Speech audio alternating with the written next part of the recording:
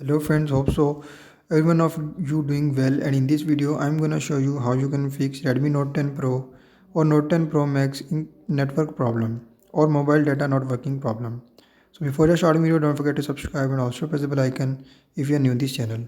So to fix Redmi Note 10 Pro or Note 10 Pro Max network problem, simply first of all just go to settings and follow every single step as I'm showing you in this video to fix this problem.